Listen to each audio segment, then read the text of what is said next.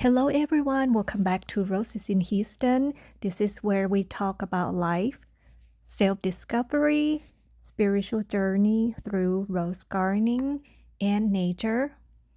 Do you have fear of rejection? I personally have had experience in this area over, I would say, maybe 8 to 10 years in my business. So I would like to share some information with you in case that could be beneficial to some of you who are looking to overcome or navigate through the fear of rejection in the areas of networking, business, sales pitch, or even building connections with other people and relationship and love as well.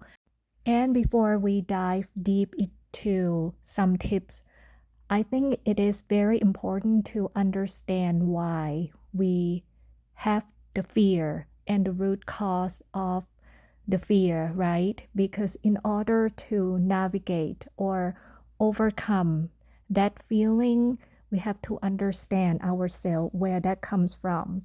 So, from my personal experience and what I have discovered about myself, that the first thing I believe that we reject ourselves at a subconscious level, and that is like a projection thing where what's inside of us, like it can stem from several things. It can be uncertainties, insecurities, or not wanting to look stupid. It can be some other reason as well. It can tie to self-worth, self-esteem, or afraid of having failures, feel like rejection means failures. And another thing is it is also a mechanism to protect ourselves from getting hurt. Because it does hurt when you get rejected, whether it's from the business standpoint or it's the personal relationship type of circumstance, right? And by being rejected, that can trigger some traumas or wounds, like deep unhealed wounds at some point in your life as well. And that could go as far as when we were young, that we got rejected by the parents or the friends or whoever, that it deeply hurt at that point, and that we carry that wound without realizing it, and that's why we fear rejection so much. And another thing is feeling intimidated by the other person's age, life experience, or career experience. It can also be from their job titles, from their success level, or social status. So, which one relates to you the most? For me, throughout the years, there's so many points that could relate to me. So it is going to help you so much if you are able to identify like which one that you feel cause that fear in you when you want to connect with someone. And another thing that I want you to remember, though, this is going to be another step in helping you remember how to handle it. I would say I would use the word handle the fear, because I don't believe that we can be fearless. I mean, we are still human beings and we have the fear for a reason. So we can still do it while being fearful, right? As long as you are conscious, you are mindful about, okay, in my head, I have all these voices and stories that tell me, no, don't do it. It is too scary. But oftentimes we have to override those fears. So these points that I'm going to mention here will be able to help minimize or override the voices in your head. You have to remember that you are a very unique and special person as well.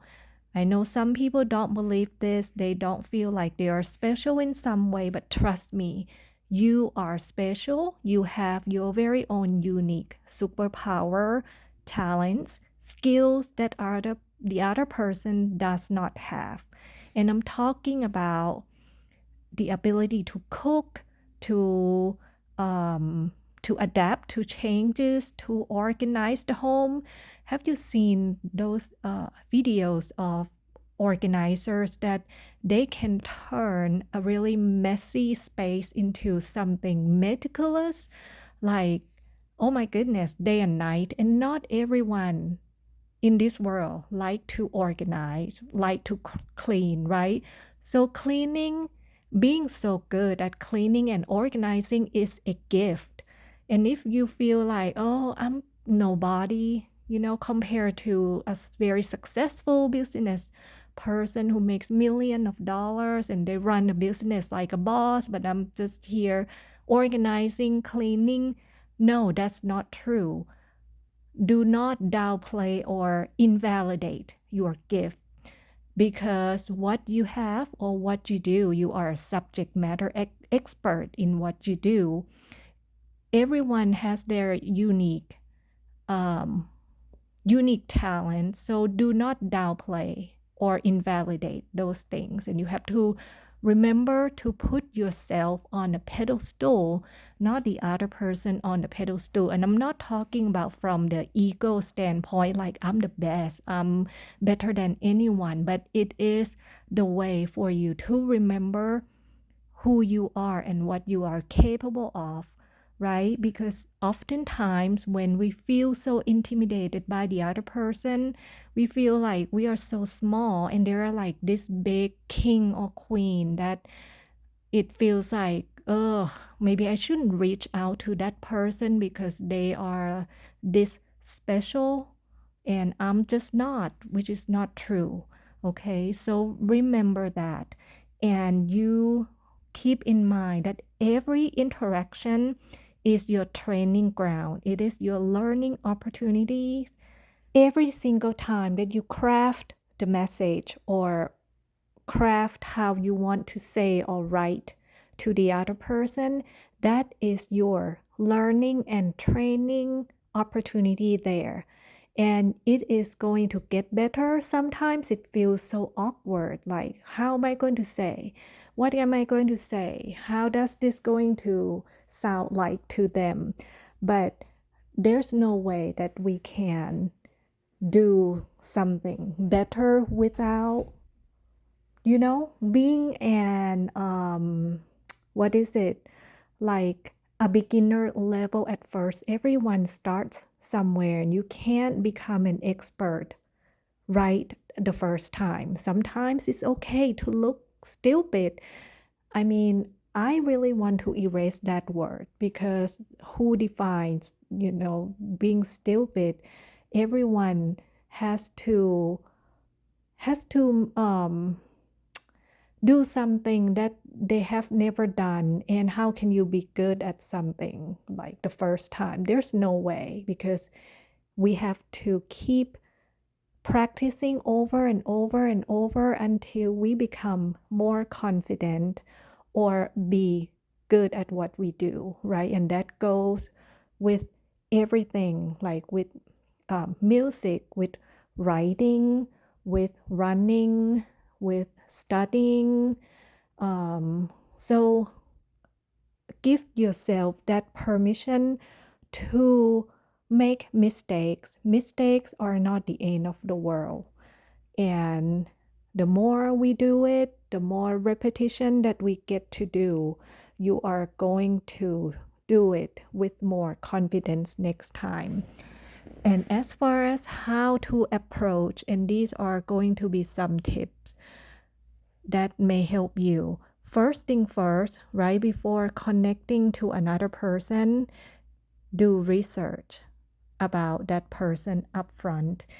And the great things in this digital age is you most likely will be able to find out about them online somehow, somewhere, either through social media, because most people have their own social media pages, Facebook, Instagram, or whatever, and you will be able to get some insights about them as far as what their interests are.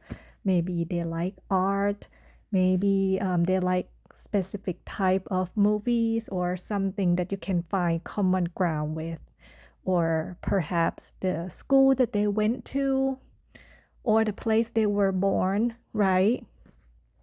But if you cannot find anything, like God forbid that person doesn't have any social media presence, then that is a little trickier, but you can still connect to them from a human to human standpoint, heart to heart, and see what skills and talents you can offer to them, what you can bring to the table to help them. Remove all of their titles, age, experience, or whatever that intimidates you. Another critical point to keep in mind is to focus on your intention, not the outcomes of that connection.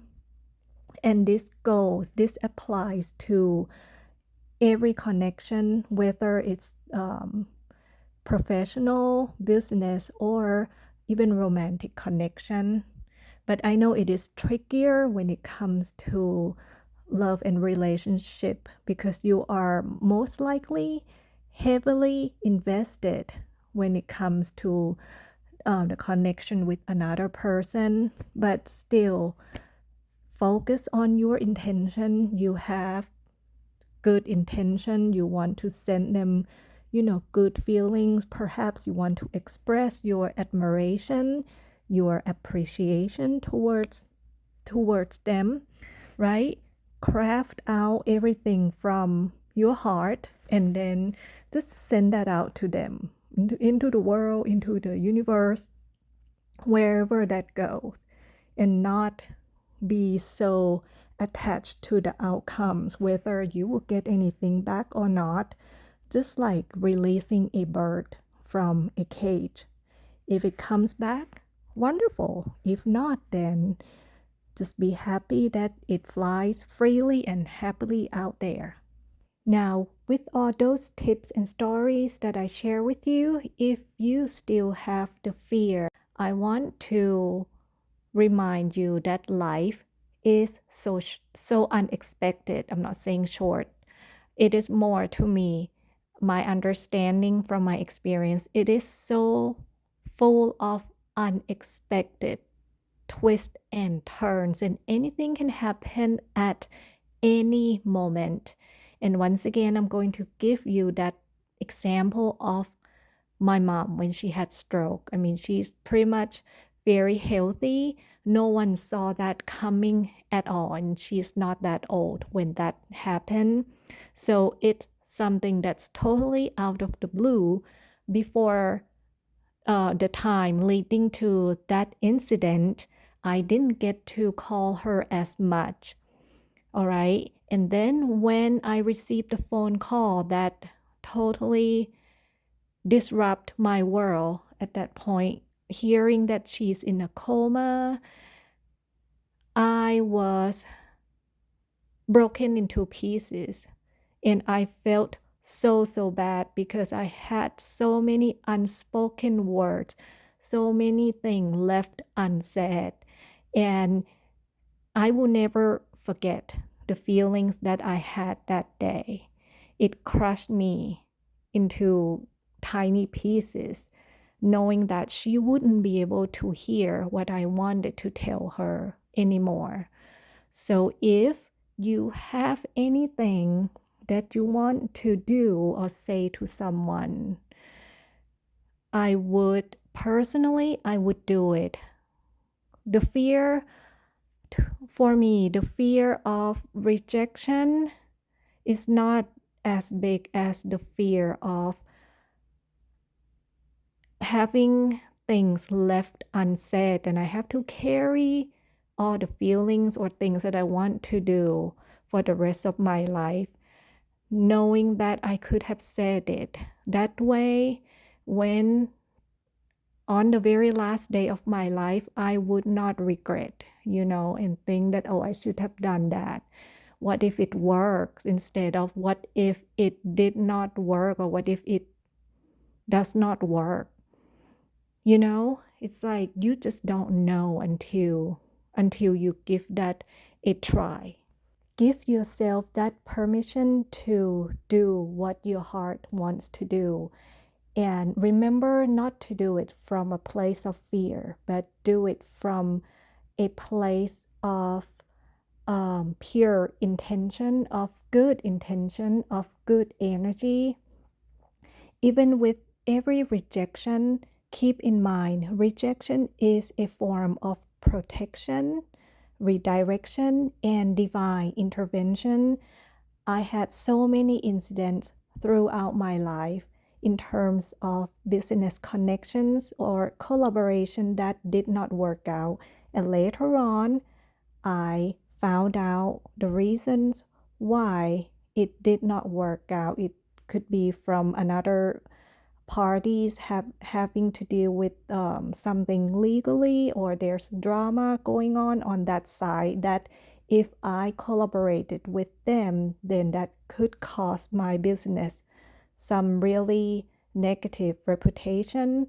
So I truly thank the higher power or whatever that stopped that from moving forward. And I was so grateful that it did not work out. So just trust that even when you don't understand, but at least you gave that a try, right? You gave yourself a shot, an opportunity to get your words out there, get to explore or experiment. So I hope that you do it scared, even though it is out of the comfort zone, because you will get better at it. I hope this video helps you in some way, and I will see you in the next one. Bye.